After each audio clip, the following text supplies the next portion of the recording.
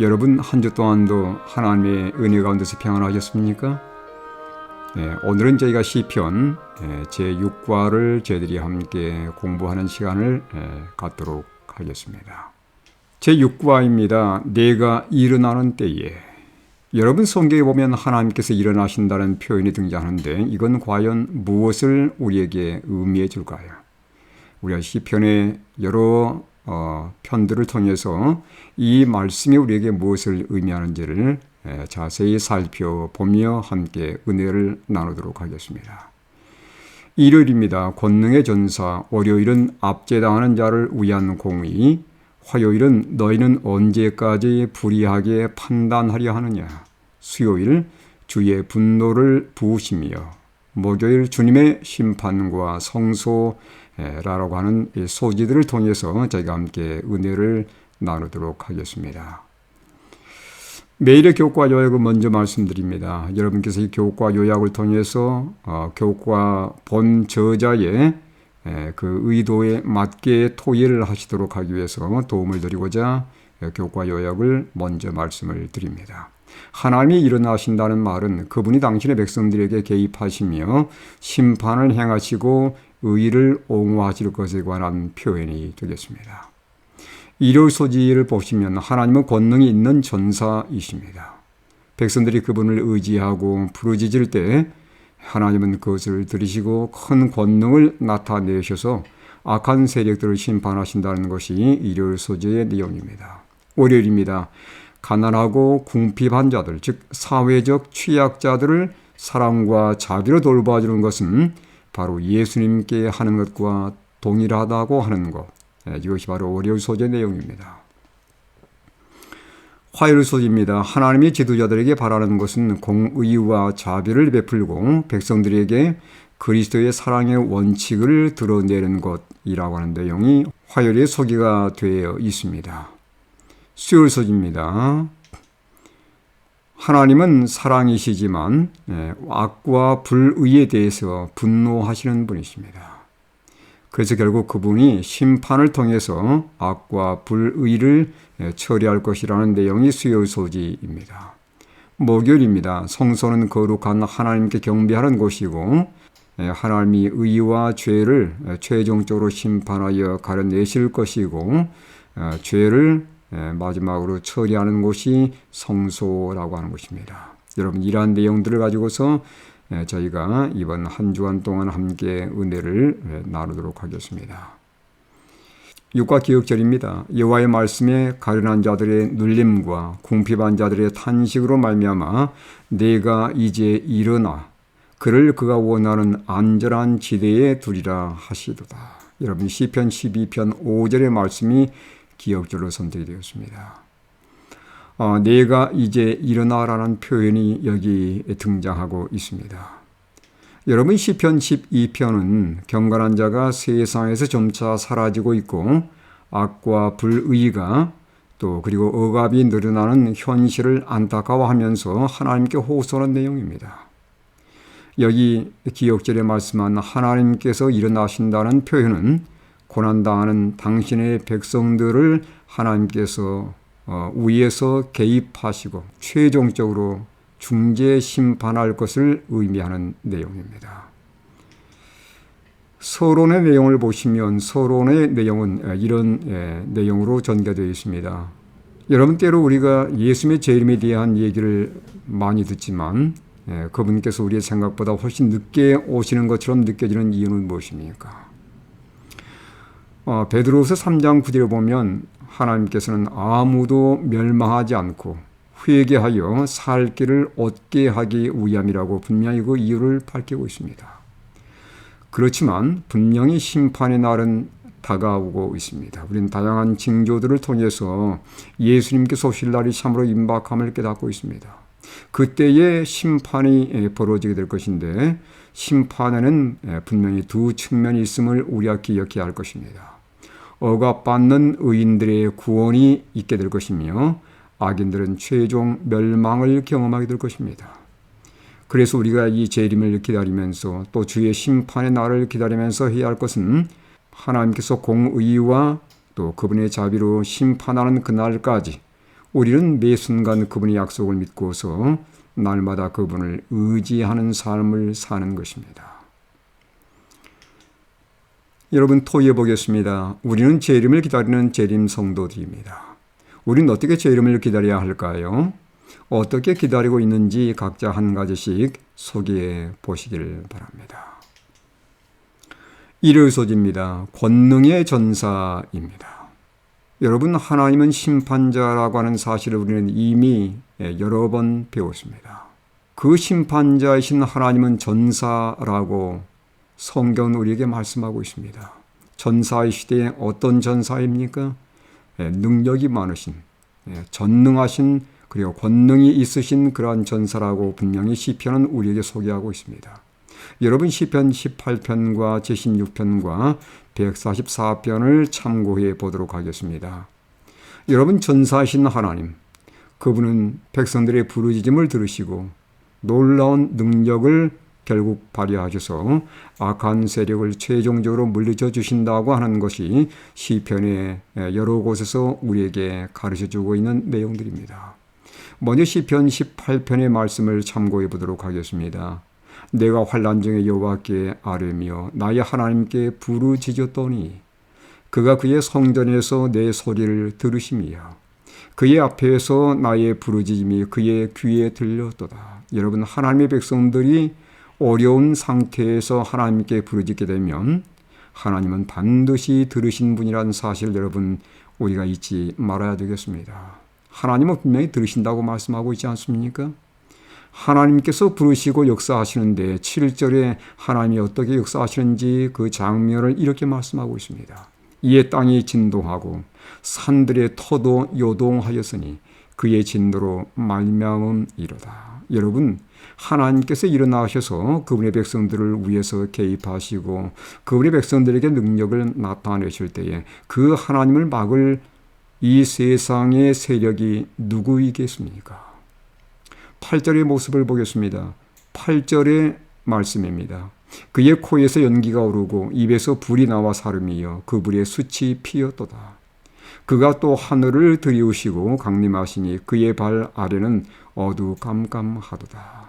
이러한 전능의 하나님, 이러한 권능의 전사 앞에 과연 어느 누가 당당히 맞설 수 있겠습니까? 여러분, 하나님은 전쟁에 능하신 하나님이라는 사실을 우리가 분명히 기억해야 할 것입니다. 여러분, 특별히 이 시편 18편의 말씀을 우리가 보면서 출애굽의 역사를 한번 생각해 보시기 바랍니다. 애굽 통치자들의 그 압제 가운데서 하나님께 간절히 부르짖고 하나님께 탄원했을 때 하나님께서 모세를 보내서 결국은 그로 하여금 놀라운 능력을 행하게 하시는데 전사하신 하나님의 놀라운 능력이었습니다.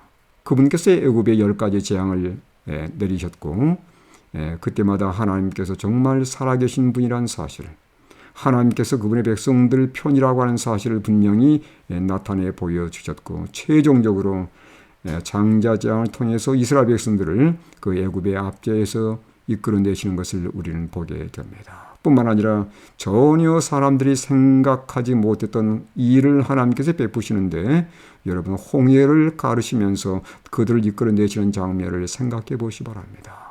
또한 광야를 지날 때 반석을 쪼개시고 그들에게 물을 내신 사건들을 보게 되면 여러분, 하나님은 과연 전능하신 분이시며 그분은 또한 모든 악을 물리쳐 주시는 그러한 천사라는 사실을 우리가 결코 의심치 않게 됩니다. 여러분, 시편 76편도 보면 하나님께서 전쟁에 능하신 하나님, 하나님의 백성들이 간절히 부르짖고 외칠 때에 하나님께서 우리에게 승리를 안겨주시는 분이라는 사실을 노래하고 있는 내용입니다. 읽어보겠습니다. 6절로 9절의 말씀인데요. 야곱의 하나님이여 주께서 꾸짖으심에 병과 말이 다 깊이 잠들었나이다. 여러분, 이 세상에 수많은 군사력이 동원된다 할지라도 아무리 놀라운 신무기가 동원된다 할지라도 여러분, 하나님의 한마디 말씀에 모든 것은 다 쓰러질 수밖에 없는 거예요. 주께서는 경외받을 이시니 주께서 한 번 노하실 때에 누가 주의 목전에 서리이까? 주께서 하늘에서 판결을 선포하시며 땅에 두려워 잠잠하였나니 곧 하나님이 땅의 모든 온유한 자를 구원하시려고 심판하러 일어나신 때이로다. 셀라. 유다의 왕 히스기야가 사내립의 군대가 쳐들어왔을 때 결코 자신의 군사력을 의지하지 않았습니다. 그는 전적으로 자아를 내려놓고 하나님을 전적으로 신뢰하면서 하나님께 의지하며 하나님의 도움을 갖는 것이었습니다. 그랬을 때 하나님께서 어떻게 역사하셨습니까? 역대하 32장 20절 21절에 보면 이러므로 히스기야 왕이 아모스의 아들 선지자 이사야와 더불어 하늘을 향하여 부르짖어 기도하였더니 21절 여호와께서 한 천사를 보내어 아수르 왕의 진영에서 모든 큰 용사와 대장과 지휘관들을 멸하신지라. 여러분 이때 히스기야의 간절한 간구를 들으시고 하나님께서 천사를 보내서 얼마나 많은 군대를 물리쳤냐면 18만 5천 명의 대군을 물리친 사건입니다. 이 사건을 기념해서 그 당시에 이스라엘 백성들이 하나님의 놀라운 은혜와 능력을 기념하여 불렀던 찬미가 바로 시편 76편입니다. 이 시편 76편은 스페인의 무적 함대를 격파한 후에 영국군이 불렀던 찬미라고도 전해지고 있습니다. 하나님은 과연 전능한 그리고 권능 있는 전사라는 사실 여러분 잊지 않게 되길 바라고 선악의 대경투에 있어서 여러분 염려할 것이 없습니다. 하나님은 분명히 이기시는 분이시고 이기신 분이십니다. 승리의 사령관이신 예수님을 의지하게 될 때에 여러분 우린 결국 패배할 일이 없다는 것을 기억하시기 간절히 바랍니다. 시편 144편 5절로 7절의 말씀도 여전히 하나님은 권능의 전사임을 이렇게 말씀해 주고 있습니다. 여호와여 주의 하늘을 드리고 강림하시며 산들에 젖혀가사 연기를 내게 하소서.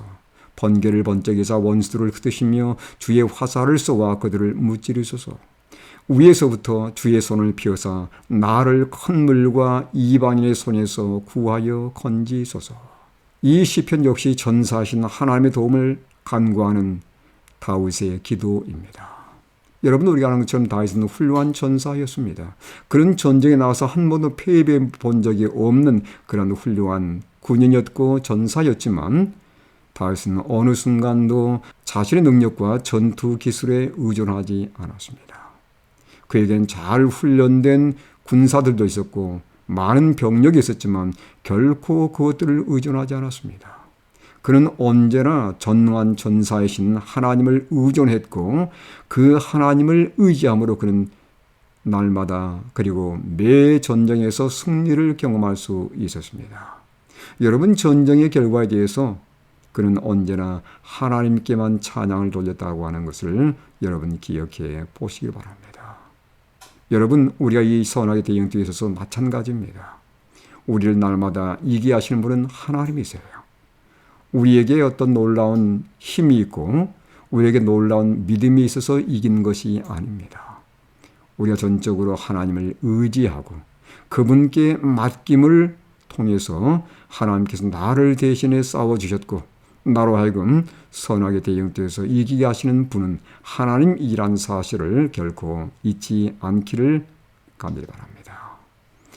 여러분 우리가 기도할 때 하나님께서 즉각 개입하지 않을 수도 있습니다.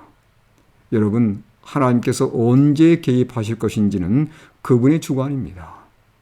그래서 우리가 결코 잊지 말 것은 간구를 결코 중단하지 않는 것입니다. 나의 기도가 단순간에 응답되지 않을지라도 나의 부르짖음이 하나님께 상달되어서 금방 기도가 응답되지 않을지라도 우리가 해야 할 것은 그분을 끝까지 의지하며 계속해서 하나님께 간구하면서 끈질기게 기다리는 것입니다. 하나님께서 분명히 우리 기도를 들으셨고 들으실 것이며 분명히 우리가 생각하지 못했던 그분의 방식으로 역사한다는 사실을 여러분 결코 잊지 않기를 바랍니다. 포기해 보겠습니다. 여러분 찬송의 권능을 경험해 본 적이 있습니까? 여러분 역대하 20장 20절을 23절을 읽어 보시기 바랍니다. 우리는 거기에서 여호사밧의 군대가 찬송의 능력을 경험한 것을 발견하게 됩니다. 혹시 개인적으로 찬송을 통한 하나님의 역사를 경험해 본 적이 있는지 함께 토의해 보시기를 바랍니다. 월요일 소지입니다. 압제당하는 자를 위한 공의. 여러분, 하나님께서 이 세상에서 특별히 주목하는 사람들이 있습니다. 그들은 과연 어떤 사람들일까요? 여기 보시면 어떤 사람들이 등장하고 있습니까? 억눌린 사람들을 위해 정의로 심판하시며 줄인 자들에게 먹을 것을 주시는 이시로다. 여호와께서는 갇힌 자들에게 자유를 주시는도다. 여호와께서 맹인들의 눈을 여시며 여호와께서 비굴한 자들을 일으키시며, 이게 비굴한 자들은 압제에 굴복한 자들이라고 합니다. 여호와께서 의인들을 사랑하시며 여호와께서 나그네들을 보호하시며 고아와 과부를 붙드시고 악인들의 길은 굽게 하십니다. 여러분, 여기 보시면 하나님께서 어떤 사람들에게 관심을 기울이시며 어떤 사람들에게 주목하고 있는지를 우리가 알 수 있는 대목입니다. 여러분, 교과에도 보시면 82쪽에 이렇게 말씀하고 있습니다. 하나님은 가난한 사람, 궁핍한 사람, 억압당하는 사람, 고아, 과부, 호라비, 나그네와 같은 의지할 곳이 없는 사람들을 향한 공의에 특별한 관심을 보신다. 여러분, 우리가 이들을 어떻게 대하는지에 대해서 하나님은 깊은 관심을 기울인다고 하는 것입니다. 다시 말하면 사회적인 취약자들을 하나님의 백성들이 어떻게 취급하시는지에 대해서 하나님은 깊은 관심을 기울인다는 것을 결코 잊지 않길 바랍니다. 여러분, 우리 주변에 이러한 사람들이 있다면 우리는 어떻게 그들에게 다가가고 어떻게 우리의 관심과 사랑을 그들에게 보여야 하겠습니까? 여러분, 가난하고 궁핍한 자는 바로 어떤 자들인가? 이 가난하고 궁핍한 자들은 억압받는 사람들에 대한 대명사입니다. 네가 어떤 종교를 가지고 있는지, 네가 어떤 민족인지 이걸 묻지 않으시고 이렇게 가난하고 궁핍한 자들에 대해서 깊은 관심 가지고 그들을 위해서 도울 자들을 보내신다는 사실입니다. 여러분, 가난하고 궁핍하다는 표현은 물질적 빈곤은 물론이지만 그들의 취약성과 무력함까지를 포함하고 있어요. 여러분, 그들은 대체로 사회적으로 힘이 없는 그러한 취약자들입니다. 또한 가난하고 궁핍하다는 표현은 하나님을 전적으로 의지하며 자기 의지와 주장을 하나님께 맡기는 겸비한 마음을 가진 사람들에 대한 표현입니다. 여러분, 성경에 보면 심령이 가난한 자에 대한 표현이 등장하지 않습니까? 가난하고 궁핍한 자는 바로 심령이 가난한 자들입니다. 자신의 나약함을 생각하고 전적으로 하나님의 능력을 붙드는 자들이 바로 심령이 가난한 자들이고, 하나님은 그들에 대해서 지대한 관심을 갖고 있으며 그들을 돕기 위해서 언제나 손을 펴시는 분이라고 하는 것을 결코 잊지 않기를 바랍니다. 여러분, 우리가 마태복음 24장에 보면 재림의 징조가 등장하고 25장에 보면 재림을 어떻게 준비할 것인지에 대한 그 권면의 말씀이 등장하고 있는 것을 봅니다. 그 가운데 하나가 양과 염소에 대한 비유입니다. 예수님은 오른편에 있는 양들에 대해서 어떤 평가를 내렸습니까? 여기 몇 구절을 읽어보도록 하겠습니다. 34절로 36절의 말씀입니다.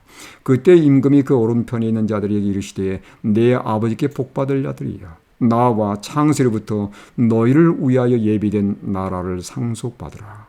내가 줄일 때 내가 먹을 것을 주었고, 목마를 때 마시게 하였고, 나그네 되었을 때 영접하였고, 헐벗을 때에 옷을 입혔고, 병들었을 때에 돌보았고, 옥에 갇혔을 때에 와서 보았느니라. 예수님의 이런 평가에 대해서 이 오른편에 있는 양들의 답변은 무엇이었습니까? 우리는 그런 적이 전혀 없다는 답변이었습니다. 그때 예수님께서 이렇게 말씀을 하십니다. 25장 40절의 말씀인데요. 너희가 여기 내 형제 중에 지극히 작은 자 하나에게 한 것이 곧 내게 한 것이라. 여러분, 사회적으로 취약한 자들, 정말 우리가 그들을 먹이고 그들에게 마시게 하며 그들을 우리가 사랑으로 대접하고 돌보게 될 때에 예수님께서는 마치 자기에게 하신 것처럼 이것을 취급하시고 하나님의 나라의 상급으로 그들에게 보상한다는 것을 여러분 결코 잊지 않기를 바랍니다. 토의해 보겠습니다. 하나님은 왜 사회적으로 취약한 이들에 대해서 관심을 기르고 그들을 돌보도록 말씀할까요? 여러분, 그들을 돌보는 것과 우리의 신앙과는 어떤 연관인지를 함께 토의해 보시기를 바랍니다. 화요일 소지입니다. 너희는 언제까지 불의하게 판단하려 하느냐? 여러분, 하나님께서 특정한 사람들을 지도자로 부르는 경우들이 있습니다. 왕과 선지자와 제사장들입니다. 그들은 특별한 의미로서 기름 부음을 받았는데 왜 하나님께서 그들에게 기름을 부으셨을까요? 왜냐하면 그들은 메시아를 대표하는 사람들이었기 때문입니다. 따라서 그들은 백성들에게 어떤 정신을 드러내야 되냐면 메시아의 정신을 드러내는 사람들이 되어야 했던 거예요. 여러분, 그 메시아의 정신이 바로 누가복음 4장 18절 19절에 자세히 소개되어 있습니다. 주의 성령이 내게 임하셨으니 이는 가난한 자에게 복음을 전하게 하시려고 내게 기름을 부으시고 나를 보내사 포로된 자에게 자유를, 눈먼 자에게 다시 보게 함을 전파하며 눌린 자를 자유롭게 하고 주의 은혜를 전파하게 하려 하심이라 하였더라. 정말 사회적으로 취약한 자들에게 공의를 베풀고 자비를 베푸는 것, 이게 바로 메시아의 정신이에요. 그런데 안타깝게도 이스라엘의 지도자들은 그러하지 못했습니다. 시편 82편에서 우리는 그 모습을 보게 됩니다. 1절에서는 최고의 재판장이신 하나님이 소개되어 있습니다. 왜 최고의 재판장이신 하나님을 먼저 소개했을까요? 자, 이거 보시면 1절입니다. 하나님은 신들의 모임 가운데 서시며 하나님은 그들 가운데 재판하시느니라. 신들의 모임 가운데라는 말은 이스라엘 지도자들을 말하는 겁니다. 왜 이 말씀을 먼저 두었을까요? 여러분, 지도자들은 백성들을 재판하는 권세를 가진 자들입니다. 그렇지만 언젠가 그들도 하나님에 의해서 재판을 받을 수밖에 없다는 것을 기억하라는 거예요. 그래서 1절에 재판장의 모습으로 하나님을 소개하고 있는 내용입니다. 2절에서 7절까지 내용입니다. 불의한 재판장들과 그들의 부패한 재판에 대해서 탄핵하는 내용이 등장하고 있습니다. 자, 이거 보시면 너희가 불공평한 판단을 하며 악인의 낫보기를 언제까지 하려냐. 여러분, 악인의 낫본다는 게 뭐냐면 뇌물을 받고서 봐주는 것을 의미하는 것이에요. 뿐만 아니라 3절과 4절 보시면 가난한 자와 고아를 위하여 판단하며 곤란한 자와 빈곤한 자에게 공의를 베풀지며 가난한 자와 궁핍한 자를 구원하여 악인들의 손에서 건질지니라 하시는도다. 여러분, 이건 바로 뭐냐면 지도자들에게 공의로운 재판을 해야 될 것을 요청하는 하나님의 권면의 말씀입니다. 그런데 문제는 뭐예요? 5절에 그들은 알지도 못하고 깨닫지도 못하여 흑암 중에 왕래하니 땅의 모든 터가 흔들리도다. 여러분, 결국은 이 지도자들이 자신들에게 권세가 주어진 그 이유를 알지 못하고 이걸 남용함으로 인해서 그들의 무지한 판단으로 결국은 질서가 무너져 내리는 장면을 여기 5절에 이렇게 말씀해 놓은 것입니다. 6절과 7절의 말씀을 보시면 7절에 그러나 너희는 사람처럼 죽으며 고관에 하나같이 넘어지리로다. 이건 어떤 표현이냐면 하나님께서 그들에게 위임한 거룩한 권세, 이걸 남용함으로 재판장이신 하나님에 의해서 결국은 파멸될 것을 표현하고 있는 장면입니다. 여러분, 하나님께 나를 지도자로 세우셨습니까? 그렇다면 우리는 우리의 가정에서, 우리의 교회들에서, 우리 주변 사회에서 이러한 정신으로 하나님을 높이시는 우리 모든 믿음의 가족들이 되시기를 간절히 바랍니다. 여러분, 하나님께서 언젠가는 개입할 것을 8절에 다시 한번 말씀하고 있습니다. 여러분, 일어난다는 표현은 하나님께서 개입하실 것을 의미하는 내용이에요. 그분께서 일어나셔서 뭐 하실 것입니까? 결국은 심판할 거란 내용입니다. 세상을 심판하소서. 모든 나라가 주의 소유이기 때문입니다. 여러분, 하나님께서 언젠가는 심판한다는 것을 우리가 이해한다면 우린 결코 이 세상에 주어진 특권들에 대해서 남용하지 않게 될 것입니다.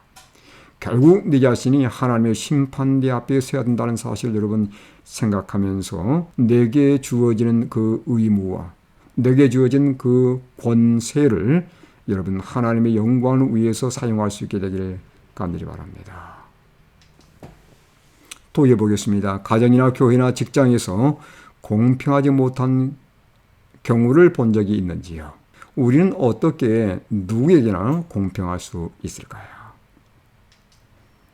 수요일 서지입니다. 주의 분노를 부으며.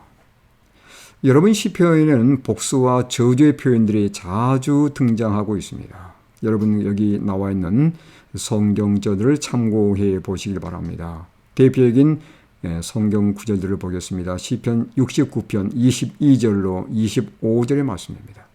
그들의 밥상이 올무가 되게 하시며 그들의 평안이 덫이 되게 하소서. 그들의 눈이 어두워 보지 못하게 하시며 그들의 허리가 항상 떨리게 하소서. 24절입니다. 주의 분노를 그들 위에 부으시며 주의 명렬하신 노가 그들에게 미치게 하소서. 그들의 거처가 황폐하게 하시며 그들의 장막에 사는 자가 없게 하소서. 여러분, 이 시편의 내용을 보시면 악인들에게 저주를 부어달라는 그러한 요청처럼 보이지 않습니까? 여러분, 시편에 나타난 복수와 저주의 표현들은 원수를 사랑하라는 그 원칙과 마치 배치되는 것처럼 보입니다. 여러분, 시편 기자가 하나님께 요청한 복수와 저주에 대한 이 요청들을 우리 어떻게 이해할까요? 구약의 하나님은 복수하기 좋아하시는 하나님이시고, 그런데 그 신약의 예수님은 자비로우신 하나님. 여러분, 이렇게 서로 구별될 수 있는 하나님이신가요? 여러분, 구약의 하나님은 결국 신약의 예수님이십니다. 그렇지 않습니까? 근데 그 하나님은 성경이 뭐라고 말씀하냐면 요한일서 4장 8절에 보면 사랑의 하나님이라고 분명히 말씀하고 있어요. 그리고 그 하나님, 그 예수님은 결코 변하지 않는 분이시라고 히브리 13장 8절에 묘사하고 있습니다. 정리한다면 구약의 하나님은 사랑의 하나님이시고 그 하나님이 바로 신약의 예수 그리스도라고 하는 사실이에요. 그 하나님은 어제나 오늘이나 영원토록 변함없는 사랑의 하나님이십니다. 여러분, 성경에 나와 있는 하나님의 진노를 이렇게 한번 이해해 보시면 도움이 될 것입니다. 여러분, 사랑의 하나님은 우주의 죄를 언제까지나 허락하실 수 없는 분이세요. 마치 몸의 건강을 위해서 암을 제거해야 되는 것처럼 사랑의 하나님은 우주의 안녕을 위해서 결국 죄를 처리하실 수밖에 없는 분이십니다. 죄를 제거하는 그분의 행위가 악인들 편에서 볼 때는 분명히 진노임이 틀림없습니다. 여러분, 한번 생각해 보시기 바랍니다. 사과 상자가 있습니다. 사과 하나 썩었습니다. 네. 그 썩은 사과가 여러분 그대로 방치된다면 후에는 다른 사과들도 함께 썩게 될 것입니다. 그래서 하나님께서는 결국은 그 썩은 사과를 도려낼 수밖에 없는 거예요. 이게 바로 악인들 편에서는 진노로 다가오는 것입니다. 여러분, 하나님의 분노는 종말에 은혜의 시기가 맞춰질 때 분명히 역사에 나타나게 될 것입니다. 그때의 하나님의 영광은 악인들에게는 소멸하는 불이 될 것입니다. 악인들은 하나님의 분노가 결국 자신들이 끝까지 믿기를 거절하고 불순종하기로 선택한 결과임을 후에서야 깨닫게 될 것입니다. 화이자서전 116쪽에 있는 말씀을 통해서 마지막 때에 있게 될 하나님의 진노의 심판을 여러분 잠깐 살펴보도록 하겠습니다. 예수님께서 지성소의 사업을 마치시고 대제사장의 옷을 벗고 복수의 옷으로 갈아입으시기까지는 하나님의 진노가 내리지 않을 것을 보았다. 그때는 예수님께서 하나님과 인간 사이에서 물러나실 것인데 그리하면 하나님께서 더 이상 잠잠하시지 않고 당신의 진리를 거역한 자들 위에 진노를 부으실 것이다. 여러분, 역사의 마지막에 은혜시가 마친 때에 예수님께서 그분의 중보사업을 마치시고 지성소에서 나오실 때 이 세상에서는 하나님의 진노가 쏟아지는 것을 경험하게 될 것입니다. 하나님의 백성들은 하나님께서 보호하실 것입니다. 그러나 하나님을 거절한 자들에게는 그분의 진노를 맛보게 될 것입니다. 여러분, 이 마지막 때가 분명히 올 것을 기억하면서 아직 은혜의 시기가 주어진 때에 우리가 하나님의 말씀을 온전히 믿고 순종하는 것은 참으로 중요한 것입니다. 여러분, 그래서 하나님께서 결국 역사의 마지막에 일어나셔서 모든 악을 심판하시고 처리할 것이기 때문에 이게 물론 악인들이 편에서 볼 때는 진노이죠. 그렇기 때문에 하나님께 모든 것을 맡기라고 하는 것입니다. 여러분이 히브리 10장 30절입니다. 원수 갚는 것이 내게 있으니 내가 갚으리라 하시고 또다시 주께서 그의 백성을 심판하리라 말씀하신 것을 우리가 아노니. 여러분, 누가 원수를 갚으신다고요? 예수님께서 갚으시는 겁니다. 심판의 주체는 언제나 하나님이십니다. 하나님은 우리에게 심판을 맡기지 않았습니다. 따라서 심판은 하나님께 맡기고 우리가 해야 할 의무를 최선을 다해야 할 것인데 원수일지라도 우리는 그들을 끝까지 사랑하는 그 예수님의 정신을 보여야 할 것입니다. 여러분, 시편에서 보면 시인이 하나님께 복수를 청구하는 것은 어떤 의미로 해석을 해야 될까요? 심판을 속히 진행해서 누가 옳고 그른지를 공정하게 판단해서 억울함을 풀어달라는 하나님께 돌리는 청구라는 것을 여러분 이해하시기 바랍니다. 여러분, 다니엘 7장 22절도 이런 말씀이 등장합니다. 예저부터 항상 계신 이가 와서 지극히 높으신 이의 성도를 위하여 원한을 풀어주셨고 때가 이름에 성도들이 나라를 얻었더라. 여기 원한을 풀어준다는 말의 원 의미는 공정한 심판을 베푼다는 의미입니다. 그래서 우리가 시편을 읽을 때 이 악인들에 대한 저주의 표현들, 악인들에 대한 복수에 대한 표현은 하나님께서 언젠가 일어나셔서 공정한 심판을 해달라는 그러한 청구라는 것을 여러분 이해하시고 끝까지 믿음으로 그 날이 올 때까지 인내하시는 믿음의 백성들 되시기를 간절히 바랍니다. 목요일 소지입니다. 주님의 심판과 성소입니다. 여러분, 우리가 아는 것처럼 성소는 하나님이 심판을 베푸는 장소입니다. 여러분, 시편 96편 6절로 9절의 말씀을 보면 존귀와 위엄이 그의 앞에 있으며 능력과 아름다움이 그의 성소에 있도다. 만국의 족속들아 영광과 권능을 여호와께 돌릴지어다. 여호와께 돌릴지어다. 여호와의 이름에 합당한 영광을 그에게 돌릴지어다. 예물을 들고 그의 궁정에 들어갈지어다. 아름답고 거룩한 것으로 여호와께 예배할지어다. 온 땅에 그 앞에 떨지어다. 여러분, 우리가 성소를 향해서 하나님께 예배드려야 할 그 이유가 무엇인지 여기 말씀하고 있습니다. 그곳에 하나님께서 계시기 때문에 그곳에서 하나님께서 위엄을 나타내시고 그곳에서 하나님께서 일어나셔서 우리를 위해서 심판할 것이기 때문에 그 하나님이 계신 곳 그곳을 향해서 우리가 찬양과 영광을 돌리는 것은 합당한 성도들의 자세라는 것을 여기 노래하고 있습니다. 10절의 말씀을 계속해서 봅니다. 모든 나라 가운데서 이르기를 여호와께서 다스리시니 세계가 굳게 서고 흔들리지 않으리라. 그가 만민을 공평하게 심판하시리라 할지로다. 여러분, 성소에 계신 하나님께서 언젠가 일어나셔서 이 세상 만민을 심판할 것이라고 말씀하고 있습니다. 그때 세상의 죄인들은 하나님의 진노를 경험하게 될 것입니다. 그렇지만 하나님께서는 그분의 의인들을 끝까지 보호하게 될 것입니다. 여러분, 그 날을 기다리면서 우리는 끝까지 인내해야 되지 않겠습니까? 성소는 하나님이 계시는 곳이며 특히 속죄소는 지성소 내에 있는 속죄소입니다. 그분의 보호자로서 하나님의 백성들과 만나는 곳입니다. 바로 성소는 그러한 곳입니다. 하나님을 만나는 곳이고 하나님께 찬양과 예배를 드리는 곳입니다. 세 번째 성소는 죄를 용서받고 죄가 최종적으로 어떻게 도말되는지를 보여주는 곳이에요. 여러분, 대속죄 이래 바로 성소에서 우리는 죄가 최종적으로 도말되는 것을 보게 됩니다.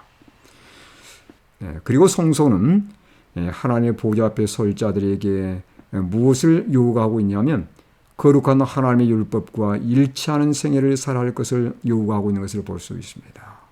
여러분, 하나님의 보좌 바로 하나님의 계명 위에 구축되어 있습니다.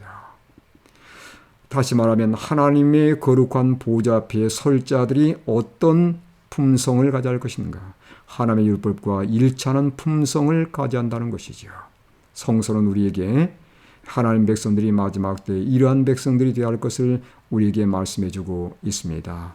성소는 심판이 시작되고 행해지는 장소일 뿐 아니라 심판을 통해서 결국은 의인과 악인이 가려질 것을 우리에게 시편을 통해서 말씀해주고 있습니다.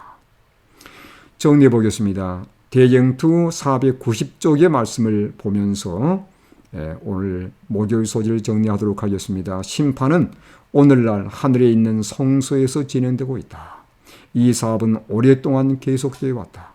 신속히, 얼마나 신속히 오늘날 살아있는 자들의 사건이 취급될지 아무도 모른다. 엄숙하신 하나님 앞에 우리의 온 생애가 드러날 것이다. 이 심판이 언니가 맞춰지게 될 것입니다. 그분께서 일어나시는 것은 조사심판의 끝을 의미하는 것이고, 이때 이 세상에 하나님의 진노가 내리게 될 것입니다.